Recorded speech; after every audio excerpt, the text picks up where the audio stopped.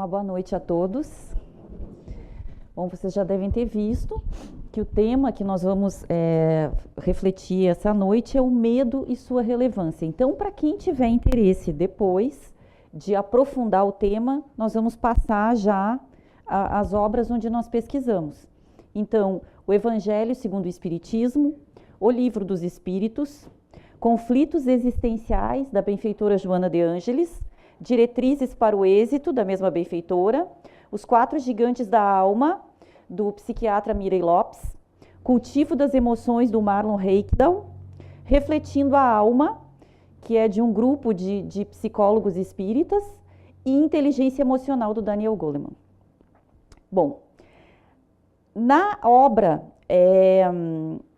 Cultivo das Emoções, na apresentação da obra, Gelson Roberto, que é um médico espírita, ele vai nos dizer que as emoções compõem muito da matéria-prima do nosso psiquismo. São elas que possibilitam a gama de cores que encenamos as paisagens da nossa vida.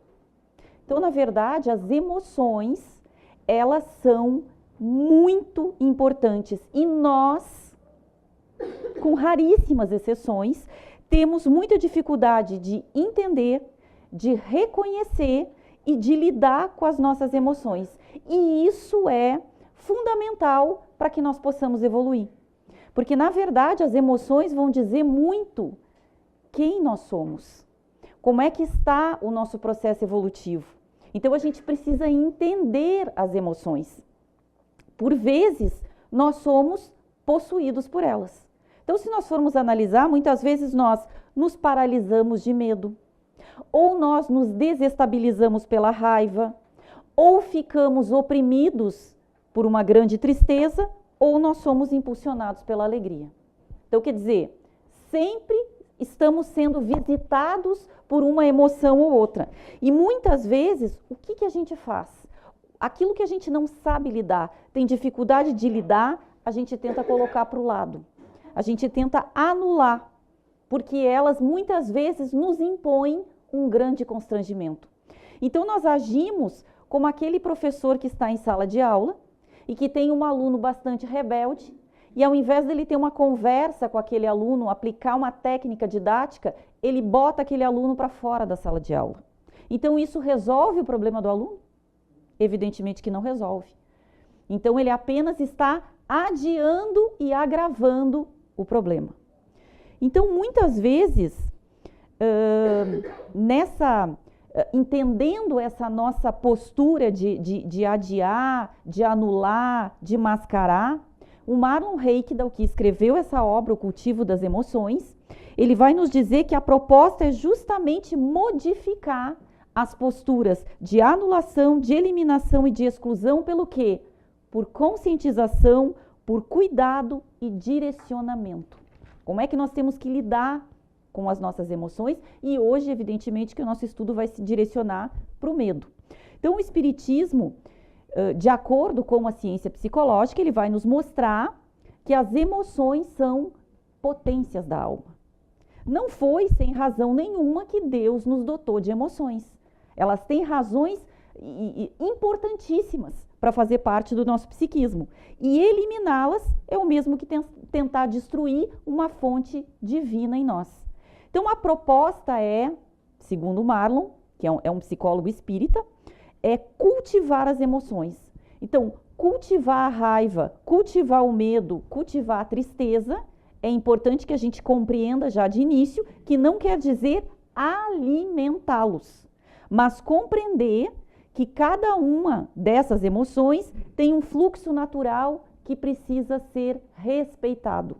Então, é necessário reconhecer a emoção quando ela nos chega, observar, dialogar com ela e lhe ofertar aquilo que necessita para que ela cumpra o seu sentido divino em nós.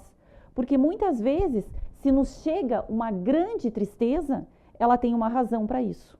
Se nós somos invadidos pela raiva, nós temos que nos perguntar o porquê dela. Então, é essa a proposta do diálogo. E a abordagem de cada emoção nesta obra, O Cultivo das Emoções, ela é feita a partir do conceito, identificação, a compreensão à luz do Espiritismo e foca justamente nessa questão do cultivo, que é a proposta central da obra. E já que esta é a proposta central, vamos entender mais o que vem a ser isso. O verbo cultivar, ele tem vários significados na língua portuguesa.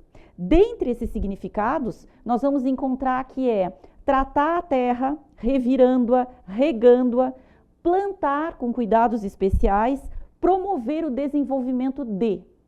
Então, partindo dessa linha de raciocínio, nós sabemos que o jardineiro e o seu trabalho, com o jardineiro e o seu trabalho, nós podemos traçar um paralelo de nós com as nossas emoções. O jardineiro, ele não produz o solo, ele também não produz a semente. Então, ele apenas vai cultivar. Então, nós também. Porque nós não produzimos e nem criamos as nossas emoções. Elas fazem parte de nós. Deus nos oferece como a semente ao jardineiro. E nós precisamos cultivá-las se nós quisermos obter flores e não espinhos. Então, se nós deixarmos, por exemplo, uma semente em cima de uma mesa parada ou sobre a terra sem cuidado, certamente nós não vamos ter flor, não vamos ter flor alguma. E assim se verifica com a nossa vida emocional. Se nós não dermos espaço para as emoções, se nós não as estudarmos, se nós não tentarmos compreendê-las, a nossa vida emocional ela se empobrece. Então, a grande questão aqui não é nem reprimir e não é nem dar uma atuação desgovernada. É simplesmente se buscar o equilíbrio, o caminho do meio. Então, se o jardineiro ele abandona o jardim após os primeiros resultados colhidos, ele não vai ver os benefícios futuros. E assim acontece com o nosso mundo emocional, que necessita de atenção permanente. Então não é se voltar para aquilo durante algum tempo e aí. Não, é um trabalho paciente, longo, perseverante. E também é preciso pensar que o jardineiro, ele não repete as mesmas ações em todos os meses. Nem o mesmo tipo de cuidado ao longo das estações do ano. Então, todo jardineiro, toda pessoa que lida com o cultivo de plantas, há tempo de preparar o solo, de semear, de regar, de esperar, de ver desabrochar a flor. Então, assim também, nós precisamos compreender o tempo dentro de nós, o tempo das emoções. Então, há dias que nós estamos alegres. Tem outros dias que nós estamos tristes. Então, há dias que nós precisamos ouvir os nossos medos, há dias em que nós precisamos silenciá-los. Então, há momentos, e isso é fazer o cultivo, é isso que nós precisamos identificar. O que nós precisamos intensificar e o que nós precisamos podar. Então, isso nos leva a pensar que cada espécie de planta exige um cultivo específico, uma dedicação, um entendimento. Algumas plantas, elas precisam de sol, enquanto outras precisam apenas de claridade. Para determinadas espécies é preciso pouca água, para outras, muito mais água. Há aquelas que necessitam de solo profundo e com muitos nutrientes, e tem aquelas plantas que sobrevivem em situações precárias. Então, além disso, existe a ação do vento, da chuva, a mudança das estações, em que cada planta vai reagir de um modo específico. Muito bem, esse é o nosso mundo emocional. E para ele não há nenhuma fórmula mágica. Existem características próprias que a gente já pode dizer. O medo, ele é uma energia de preservação. A raiva é uma energia de movimento. A tristeza é uma energia de introspecção. E cada emoção, em cada vida, né, em cada momento de um de nós, ela vai ter caminhos próprios, porque é conforme a nossa atenção, a nossa disponibilidade, o nosso grau evolutivo, a nossa percepção, enfim. Então, dito isso, vamos ao medo. Para que a gente possa focar e analisar, refletir, pensem mentalmente do que vocês têm medo. Porque todos nós temos medo de alguma coisa. O não sentir nenhum medo é patológico ou a pessoa não está reconhecendo, porque todos nós temos. Seja da dor física, seja da dor moral, vários medos. Então pensem, Do que eu tenho medo? Vão pensando. Então, ele é chamado, pelo psiquiatra cubana Mirey Lopes, o gigante negro. E segundo Mirey Lopes, o medo é uma emoção muito complexa. Segundo ele, é o mais antigo dos nossos inimigos anímicos e é o mais astuto e capaz de se mascarar. Então, muitas vezes a gente pode dizer assim, não, eu não tenho medo de altura, ou eu não tenho... A pessoa vai tentando encontrar motivos para dizer que não tem, porque ele tem, como nós vamos ver, ele tem máscaras. Ele apresenta máscaras, e aí a gente pensa que ele não está ali, mas ele está. Oculto, mas ele está. E influenciando muitas vezes negativamente as nossas decisões, as nossas posturas, o nosso avanço diante da vida. O medo, então, como já dissemos, é uma energia de preservação absolutamente necessária à nossa sobrevivência. E ele tem diferentes facetas e diferentes intensidades. Então, alguns momentos pode nos trazer grandes prejuízos e pode também nos trazer grandes benefícios. Aí nós precisamos identificar, caso a caso, ver que tipo de medo que é, qual é o papel que ele está desempenhando. Sem o medo, nós não teríamos sobrevivido enquanto civilização. Então vejam a sabedoria divina de ter nos dotado do medo. Se nós não tivéssemos medo da dor, porque nós temos tanto da dor física quanto da dor moral, imagine se nós não tivéssemos nenhum medo da dor. Nós íamos poder atentar contra a nossa incolumidade física, com faca, com qualquer coisa, sem nenhum receio. Nós íamos nos expor aos mais diversos perigos, sem nada que nos freasse. Então, o medo, ele faz com que a gente se preserve enquanto pessoa. Só que sabemos, então, que não teríamos sobrevivido enquanto civilização, mas também não sobreviveríamos se tivéssemos sido dominados por ele. Porque para a gente evoluir, para a gente buscar novos caminhos, a gente precisa vencer desafios e precisa vencer os medos.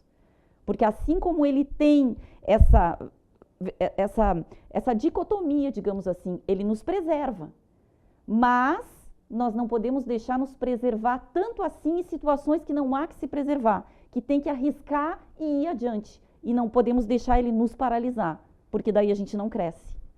Então, é uma emoção de difícil aceitação, porque ela é associada à fraqueza, ao isolamento, à inferioridade. Principalmente, nós sabemos, nós vivemos num mundo de aparências, que a gente precisa mostrar felicidade, sucesso, que a gente está bem, né? Marlon, ele até dá um exemplo referente à tristeza bastante interessante. Até hoje, Dia dos Namorados, ele diz, o que acontece quando alguém perde um parceiro, um namorado, por exemplo. A menina brigou com o namorado. O que as amigas vão dizer? Não, tu não vai ficar em casa triste, sofrendo. Vamos sair, vamos fazer festa e, se possível, ainda vai ficar com um amigo dele na frente dele, né? Esse é o incentivo. Só que isso é salutar? A pessoa está lidando com a tristeza? Não. Ela está colocando embaixo do tapete. É a mesma coisa perder uma pessoa, a morte física, e a pessoa fingir que nada aconteceu. Ela está lidando com aquilo? Não, está colocando embaixo do tapete. Porque aquilo que não teve uma solução adequada no momento que aconteceu, vai reclamar uma solução logo depois. Aquilo vai incomodar. Então é nesse sentido que nós precisamos entender, eu estou triste? Há uma razão para eu estar triste? Eu tenho que deixar que a tristeza venha. E eu tenho que entender o que é que ela está querendo me ensinar, porque é uma energia de introspecção. Então eu tenho que parar. Porque nós somos ainda muito intolerantes à dor, à tristeza, ao sofrimento. A gente quer alegria, sorriso, mas vejam, se Deus nos dotou desta emoção, ela tem uma função para nós. É para nós nos voltarmos para dentro, para o nosso interior, para o nosso templo. Fazer aquela viagem interior. Então, quando nós estamos tristes, naturalmente a nossa energia cai. A gente não tem vontade de fazer as coisas, porque é justamente o convite da emoção, ou digamos assim, de livre espancada vontade, fazendo com que a gente pare e pense. Então, voltando ao medo, ao analisá-lo pela perspectiva do cultivo das emoções, como propõe o Marlon Reikdal, ele simboliza o medo como aquela planta, a coroa de Cristo, que é também chamada de coroa de espinhos, 2 irmãos bem casados. Então, por causa daqueles espinhos afiados, semelhantes a agulhas, a coroa de Cristo é usada como cerca viva para delimitar espaços, para evitar a passagem de pessoas. Então, ele faz essa analogia com o medo justamente porque o medo também, muitas vezes, faz com que a gente se afaste de pessoas, de situações, mantenhamos uma certa distância de algumas coisas.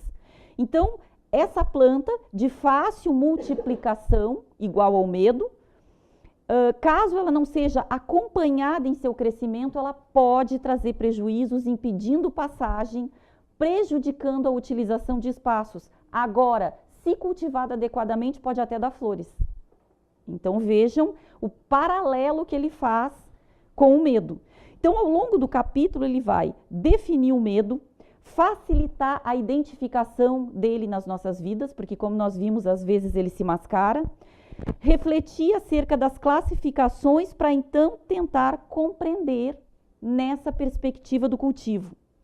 Então, até onde nós já vamos começar a questionar aqui, até onde nós devemos estimular o seu crescimento e onde é que nós devemos começar a poda do medo? Bom, como o jardineiro faz com a coroa de Cristo, para que o arbusto mantenha a beleza e não atrapalhe caminhos, assim nós vamos ter que fazer com o medo. Se nós formos pegar uma definição de medo, formos ao dicionário, lá está dito que é um estado afetivo suscitado pela consciência de perigo ou, ao contrário, suscita essa consciência, temor, ansiedade irracional ou fundamentada, receio, desejo de evitar ou apreensão, preocupação em relação a algo desagradável.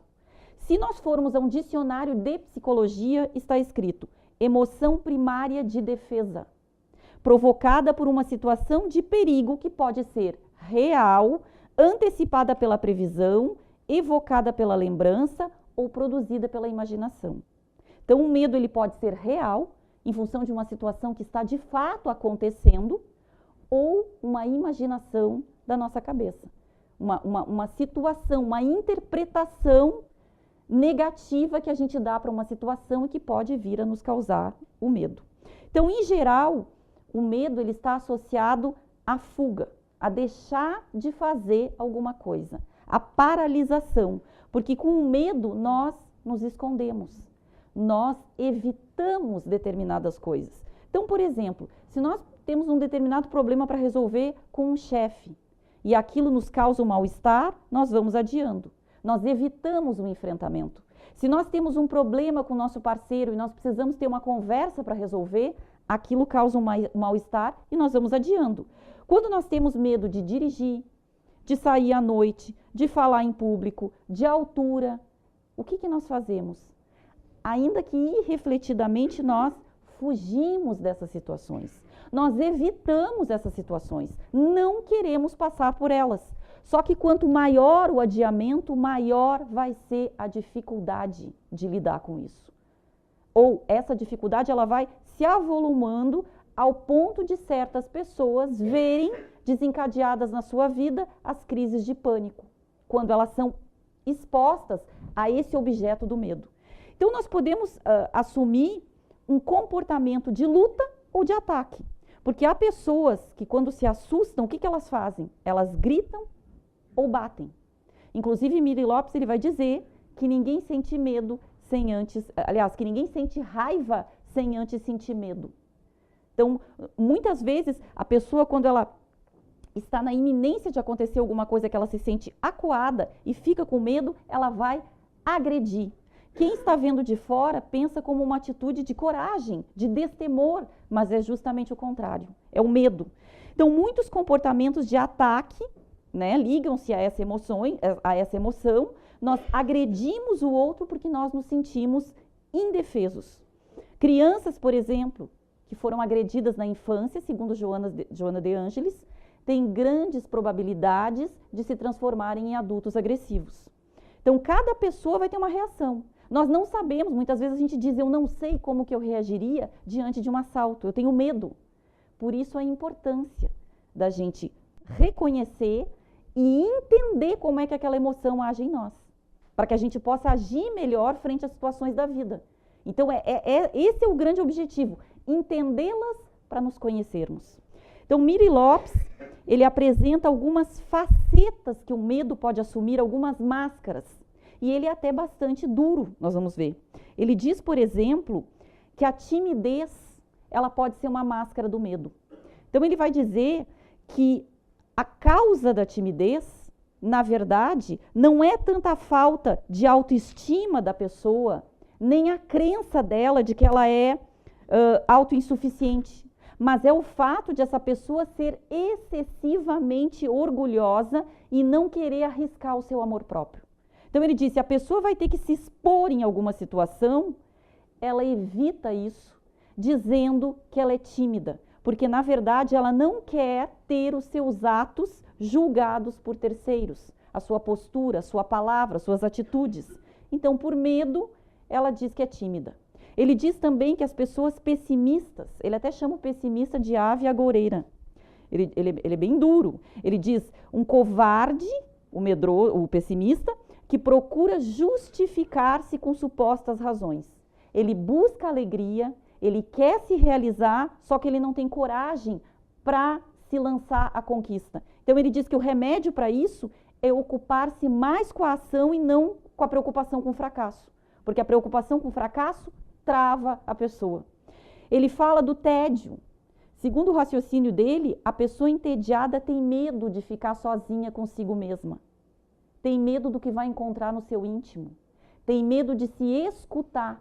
Então, se ela não tem alguma coisa para lhe distrair, para atrair a sua atenção para o externo, ela diz que está entediada. E ela quer buscar alguma coisa para se distrair, porque ela não consegue fazer aquele mergulho dentro dela mesma por medo do que vai encontrar. Ele fala também na vaidade, porque ele diz que as pessoas vaidosas, o que elas fazem? Elas procuram convencer-se de que elas não têm motivo para se sentirem inseguras, porque elas valem mais do que os outros. Só que, como diz Miri Lopes, se a pessoa tem necessidade de ficar repetindo aquilo a todo momento, é porque ela, na verdade, não está convencida disso. Ela está muito convencida do contrário. Então, ela fica repetindo. A mentira. Ele diz que quem mente sistematicamente é um medroso covarde. O medroso que não sabe dominar o seu medo. Não sabe enfrentar situações com a verdade, então ele tem que usar de artifícios, tem que usar a mentira. E isso é muito comum até em crianças, né? Que os pais têm que observar e começar a podar para que aquilo não tome proporções alarmantes. Daniel Goleman, que não é um escritor espírita, mas ele fez um estudo muito profundo e foi ele que colocou holofotes nessa parte da inteligência emocional e da sua importância, tanto quanto a inteligência intelectual. Ele vai nos dizer que na família do medo nós vamos encontrar a ansiedade, a apreensão, o nervosismo, a preocupação, cautela, escrúpulo, inquietação, pavor, susto, terror e, como psicopatologia, a fobia e o pânico. Bom, todas essas facetas nos fazem perceber que realmente há muito que se analisar, há muito que se falar, é uma emoção complexa e que nos influencia demais. Joana de Ângeles, na obra Conflitos Existenciais, ela vai nos ensinar que o medo é causado pela culpa. Ela diz que o medo é uma herança da culpa no nosso inconsciente. Por quê? Nós não estamos na nossa primeira existência, nem na última. Nós já passamos por milhares de experiências pregressas, muitas experiências dolorosas que nos colocaram frente a frente a situações de riscos.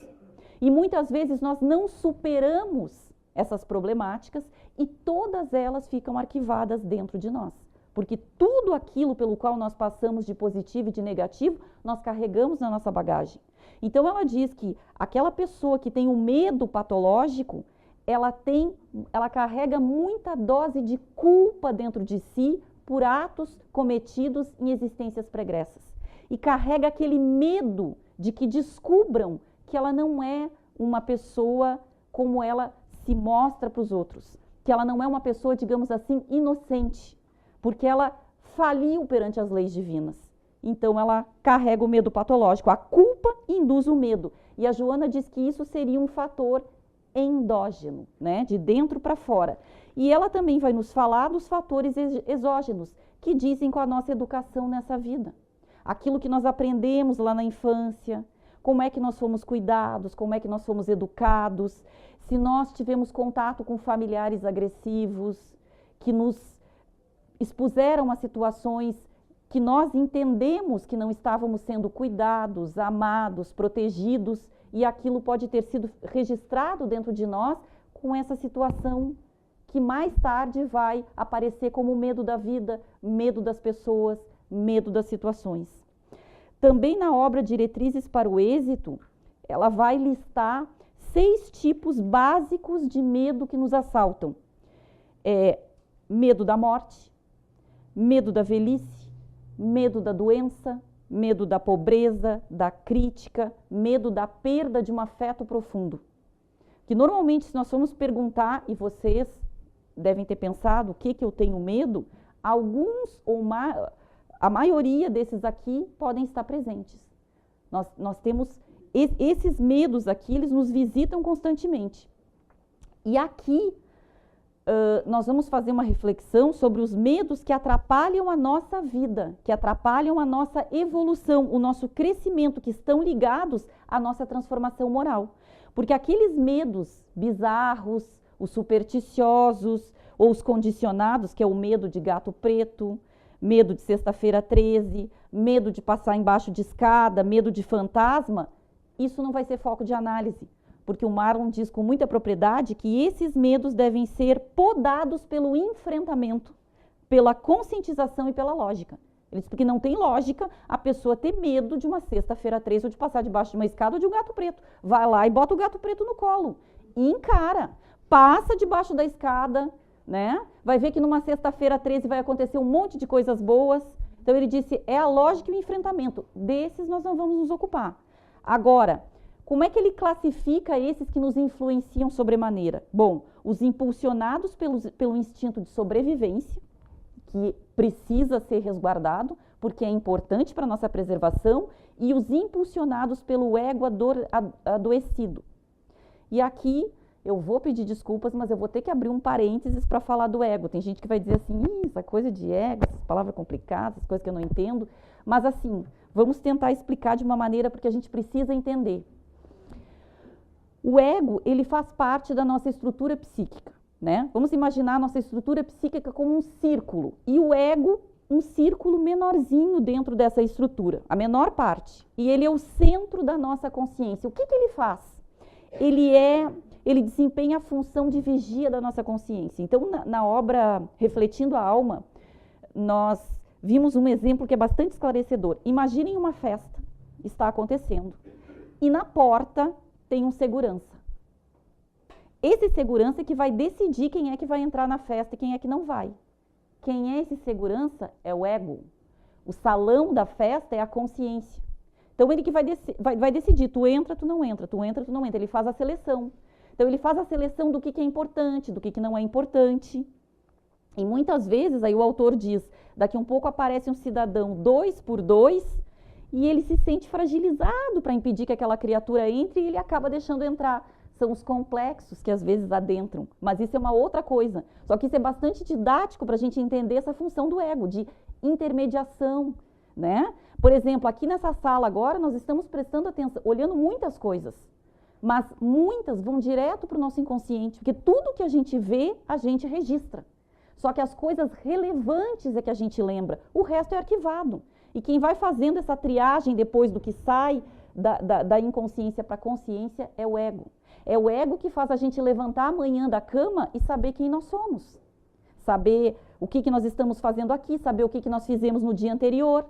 Enfim, ele é importante e ele que vai selecionar, então, esse material psíquico que vai entrar na nossa consciência. Então, voltando ao medo. O medo, enquanto energia de preservação, ele é positivo.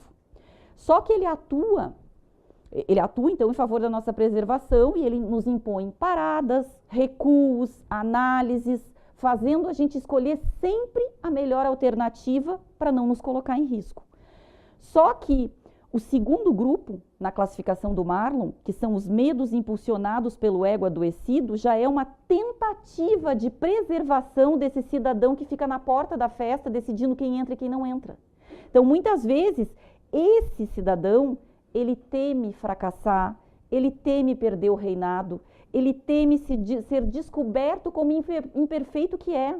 Então, o que a gente diz quando uma pessoa é egoísta, que ela é muito centrada nela mesma, que ela só pensa nela? É o ego inflado. Porque o ego, ele quer aplausos, ele quer atenção, ele acha que é só ele que existe. Ele não tem a consciência do todo, ele é uma parte do psiquismo, mas ele se acha.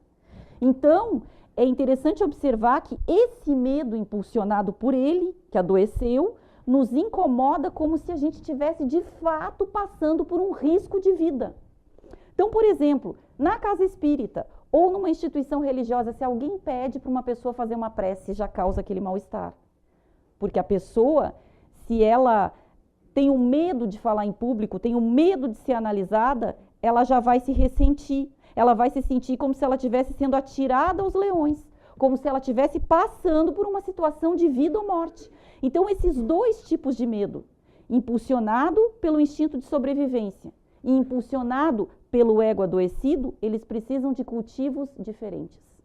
Eles precisam ser tratados de maneira diferente, porque eles vão nos influenciar em momentos cruciais da nossa vida. Então, a coroa de Cristo, a planta, como foi dito, ela tem a função de delimitar e proteger espaços. E por sua característica robusta e espinhosa, ela impõe distâncias necessárias de pessoas, de situações, enfim. Então, da mesma forma, o medo nas suas manifestações, ele também tem essa função.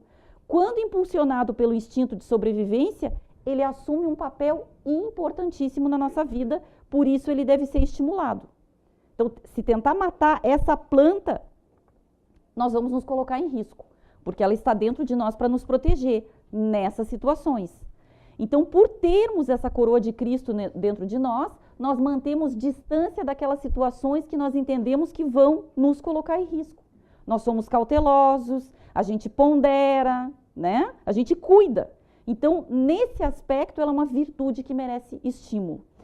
O medo que deve ser foco da nossa atenção é o medo impulsionado, então, pelo ego adoecido. Esse exige uma habilidade de cultivo. Aí a gente pode se perguntar, mas como é que eu vou distinguir quando eu estou sendo invadido por um, quando eu estou sendo invadido pelo outro? Aí nós precisamos aprender a nos perguntar na situação que se apresenta, o que está em jogo aqui? O que está em risco? Porque ao fazermos uma prece, alguém pede para a gente fazer uma prece num grupo grande. E aí a gente começa a pensar assim, mas e se eu errar?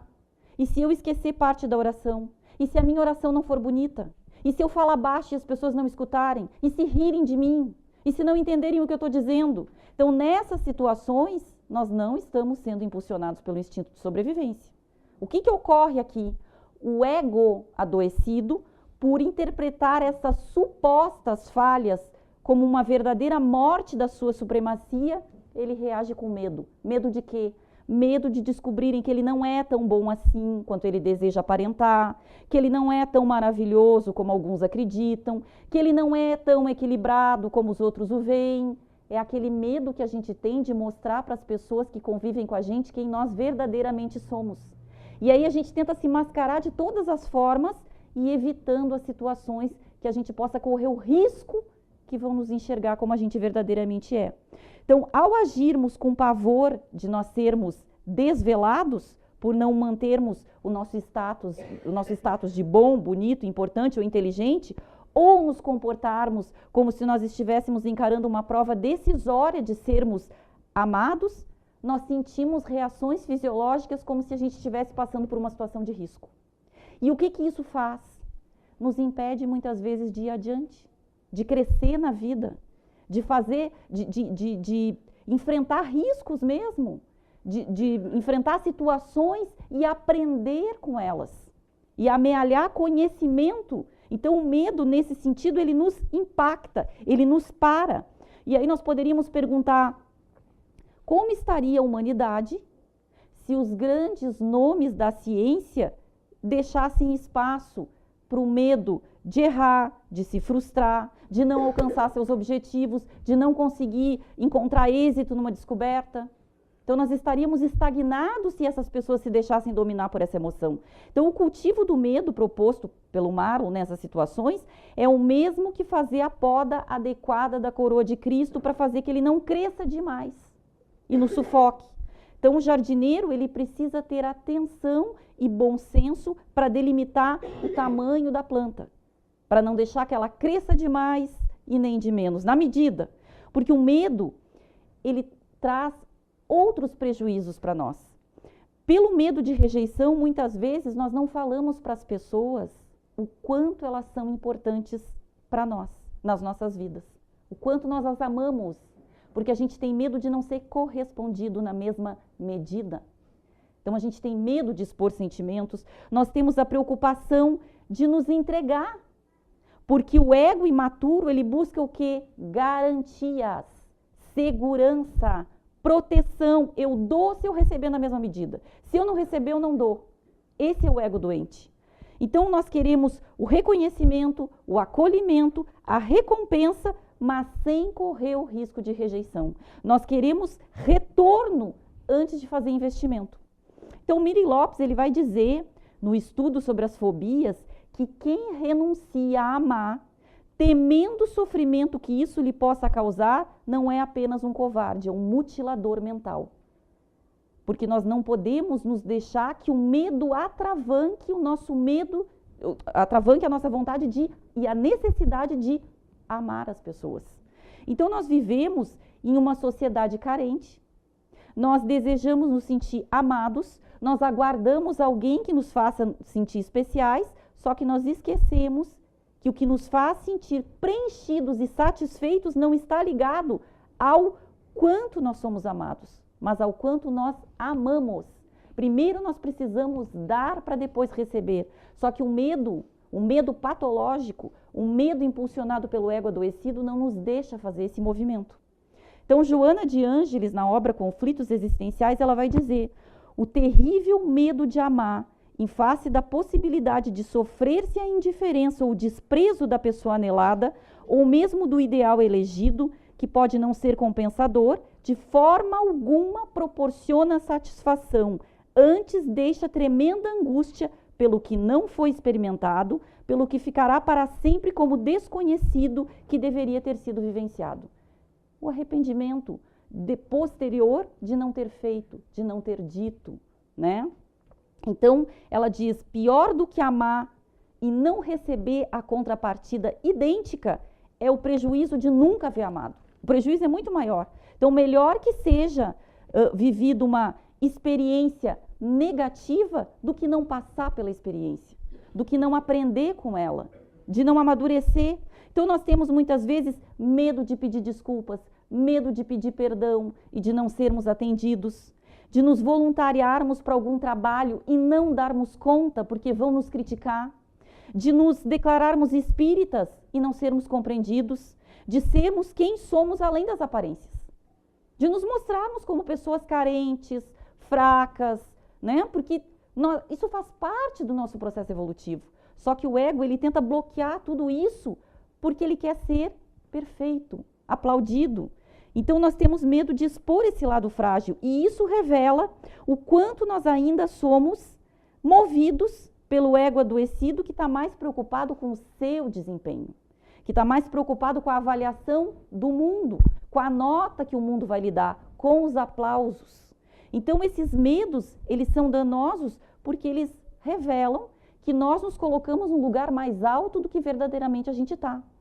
Nós não conseguimos reconhecer a nossa medida. Então, nós temos medo e nós não nos damos conta de que todos erram. Nós não somos imperfeitos, nós não somos donos do saber e nós nunca vamos ser amados por todos. Não vamos agradar a todos. Essa pessoa que agrada, que é perfeita, que é aplaudida o tempo todo e que nunca erra, ela não existe. Senão nós não estaríamos aqui.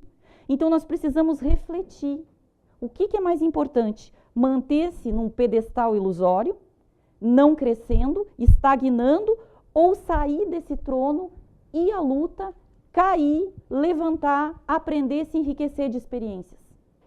Então, na execução dos programas de cada vida, todos nós vamos tropeçar, vamos cair e vamos ter que levantar, porque a vida, ela é um processo educativo. A vida, ela nos oferece milhares de experiências. Joana de Ângeles, ela diz que a mais excelente terapia contra o medo e a ansiedade é a irrestrita confiança em Deus, que criou a vida com objetivos elevados. Então, na verdade, nós precisamos nos dar conta de que todas as coisas que acontecem na nossa vida, mesmo aquele medo que nós temos do fracasso, se aquilo acontecer, é porque era para trazer um aprendizado, um amadurecimento importante. Então, não é o fato de deixar de fazer aquilo, me protegendo, que eu vou me realizar. Porque isso vai vir a frustração. Então, a doutrina espírita, por ser ciência, filosofia, religião, ela nos ensina o descompromisso com a imagem, com o ideal orgulhoso, com a expectativa, com a aparência. E faz com que a gente assuma o compromisso com a nossa essência. Nos diz que nós não devemos recear a dor, o sofrimento, a rejeição, o abandono, a frustração, porque fazem parte do nosso caminho. A dor, se nós a acolhermos, como diz Haroldo Dutra Dias, e nós deixarmos ela fazer o trabalho que ela tem que fazer na nossa vida, nós vamos crescer, nós vamos amadurecer. E a doutrina espírita também nos ensina que as dores todas vêm com data de validade, vêm com dia para acabar. Mas ela vem sempre, aquelas que não foram causadas por nós. Elas vêm para nos fazer crescer. Então, Joana diz, então, a primeira terapia, a confiança em Deus. A segunda, o amor. O amor a si mesmo, o amor ao próximo e o amor a Deus. E alguns psiquiatras e psicólogos mais audaciosos, eles reduzem, inclusive, todas as emoções humanas ao medo e ao amor. Então, Joana vai dizer que a escolha é de cada um de nós, pelo caminho do medo ou pelo caminho do amor, já que os dois convivem no mesmo espaço psíquico. Então, para finalizar, todos já devem ter lido aquela parábola dos talentos que conta de um homem que vai fazer uma longa viagem, então ele para fora do país, e aí ele procura os seus empregados e lhe entrega os seus bens para serem administrados. Então, o primeiro ele dá 5 talentos, o segundo ele dá 2 talentos, o terceiro dá 1 talento. Aí, passa um tempo, ele volta e vem a prestação de contas. O primeiro, ele multiplica os talentos que foram dados e recebeu 5, devolve 10. Então, ele é chamado de fiel, de bom. O segundo também multiplica, de 2 recebidos ele devolve 4. Só que aí chega o terceiro. E aí o terceiro diz que por medo, por receio, ele escondeu o dinheiro na terra. E ele devolve o mesmo que recebeu, só 1 talento. E aí então ele foi chamado de mau e preguiçoso. E perdeu aquele único talento que tinha recebido. Então, se nós trazermos essa parábola para o tema da noite, para o medo, o que a gente conclui? Que o medo, esse medo causado pelo nosso ego adoecido, ele nos impede de crescer, ele nos impede de ir adiante, ele nos impede de multiplicar os talentos que Deus colocou dentro de nós. Então, em cada situação concreta, a gente precisa pensar, o que está em risco? O que eu estou deixando de ganhar? Porque a gente sempre vai deixar de ganhar se a gente se deixar paralisar. Se a gente não arriscar, a gente não cresce. Então, essa é a nossa reflexão da noite de hoje. Muito obrigada pela atenção.